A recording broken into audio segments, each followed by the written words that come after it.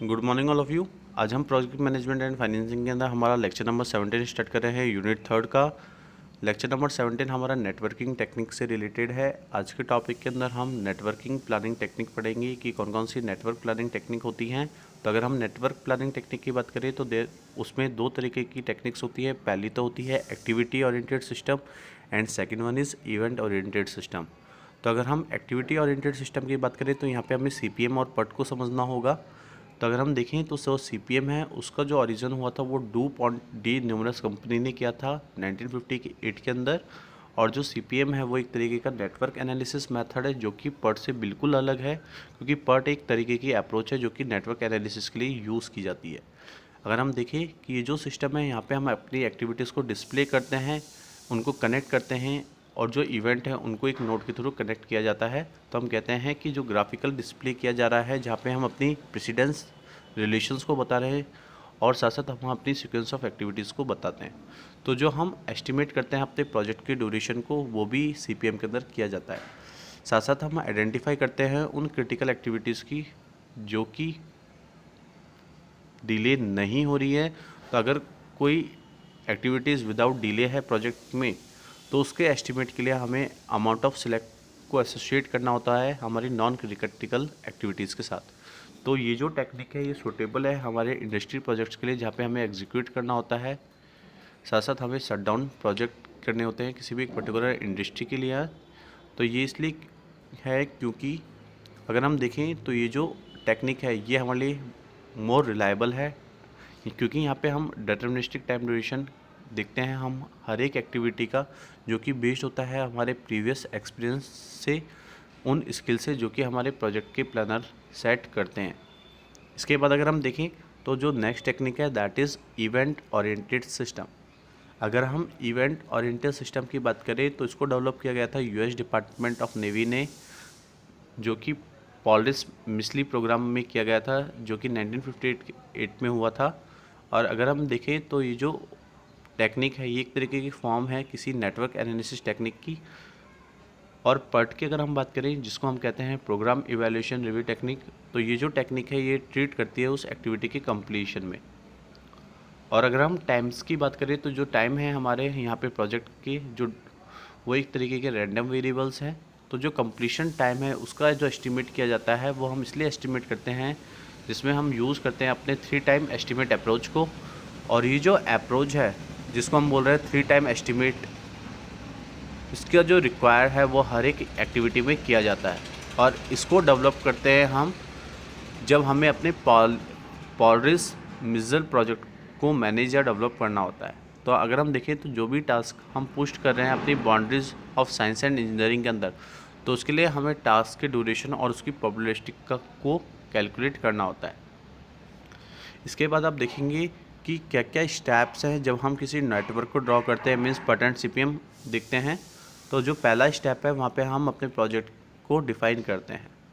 तो जब भी हम कोई भी नया प्रोडक्ट लाइन चूज़ करते हैं, कोई भी manufacture new product line choose करता है अपनी करंट फैसिलिटी के अकॉर्डिंग, जहाँ पे कुछ वो अपने एग्जिस्टिंग स्पेस के अंदर नई प्रोडक्ट्स लाता है, तो जो ऑनर्स है वो आइडेंटिफाई करता है उन 11 एक्टिविटीज़ की जो कि उसकी अदर प्रेसिडेंस एक्टिविटी से रिलेट होती है। तो वो डेवलप करता है AON, that is called the activity on node किसी भी प्रोजेक्ट के। तो प्रोजेक्ट के लिए उसको AON डेवलप करना होता है जिसमें हम अपने प्रोजेक्ट को डिफाइन करते हैं। सेकंड जो पॉइंट है that is the developing the network diagram. तो सेकंड स्टेप के अंदर हम क्या करते हैं अपने नेटवर्क डायग्राम्स को डेवलप करते हैं। तो जो एक्टिविटी ए है, जैसे जो एक्टिविटी ए है is the first activity show in the node, तो जो नोड होगा हमारे उसमें हम अपनी फर्स्ट एक्टिविटी ए एक्टिविटी को शो करेंगे। और जैसे ए एक्टिविटी की जो प्रीसीडेड एक्टिविटीज़ जैसे बी एंड सी है तो उसको हम इंडिकेट करेंगे एरो से, और जो एक्टिविटीज़ है उनको भी शोन करेंगे हम अपने नोड के अंदर। तो सिमिलरली हर एक एक्टिविटीज़ को ड्रॉन किया जाता है अकॉर्डिंग टू द एक्टिविटीज़। तो जो भी एक्टिविटीज़ होती है उसकी प्रीसीडिंग एक्टिविटी के रिलेट में हमें नोड के थ्रू उनको एक दूसरे नोड से एक एरो से कनेक्ट करना होता है। उसके बाद अगर हम थर्ड पॉइंट देखें तो ऐड करते हैं हम उस डिटर्मिनिस्टिक टाइम एस्टिमेट को जो कि हमारे पाथ को कनेक्ट किए होते हैं। तो यहाँ पे हमें टाइम इंडिकेट करना होता है हर एक इंडिविजुअल एक्टिविटी का। अगर स्टेप 3 की बात करें तो उसके अंदर हम कैलकुलेट करते हैं उस पाथ को जो कि उस टाइम को कंप्लीट करेंगे, मीन्स उस पर्टिकुलर प्रोजेक्ट को कंप्लीट करेंगे।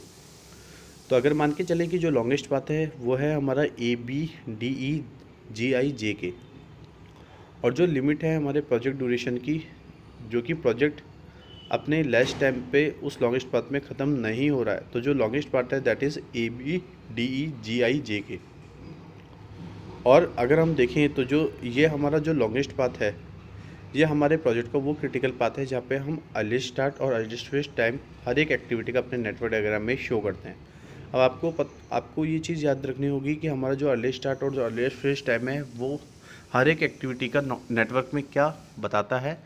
तो अगर हम अर्लीस्ट टाइम की बात करें जिसको TE से डिनोट किया गया है, तो हम जो भी हमारा कैलेंडर टाइम होता है वहाँ पे हम अपने इवेंट को जो अकर कर रहे हैं तो वो अपने प्रीसीडर इवेंट के बाद की चीज़ों को बताता है कि वो कंप्लीट हो रहा है, और साथ साथ हम उस पर्टिकुलरली प्रीडिसर इवेंट को अपने अर्लीस्ट पॉसिबल टाइम पे बताते हैं।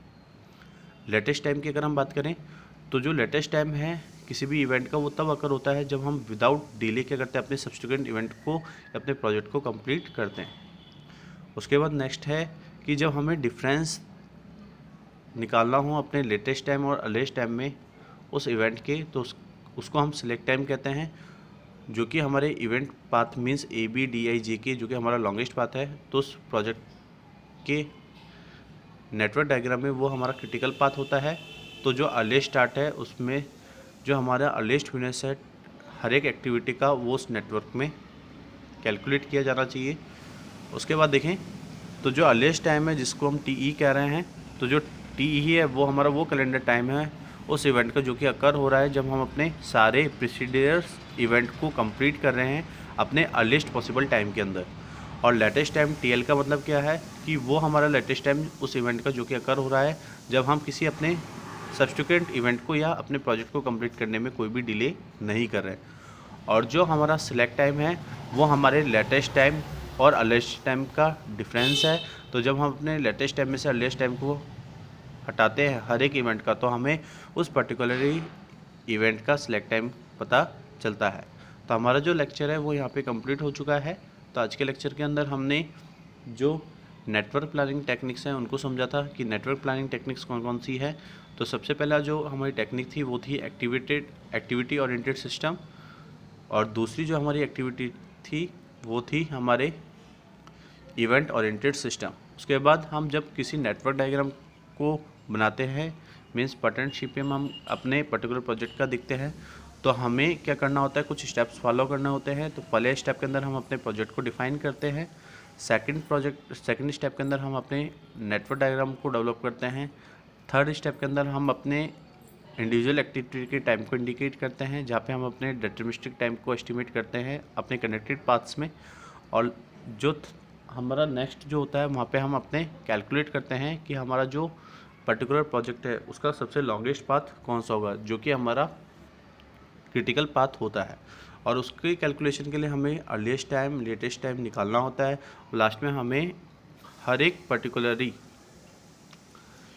इवेंट का सिलेक्ट टाइम निकालना होता है जो कि हमारे उस प्रोजेक्ट के क्रिटिकल पाथ को बताता है। तो आज का जो हमारा टॉपिक है वो यहाँ पे कंप्लीट होता है। आज के लिए इतना ही। Thank you so much and have a nice day.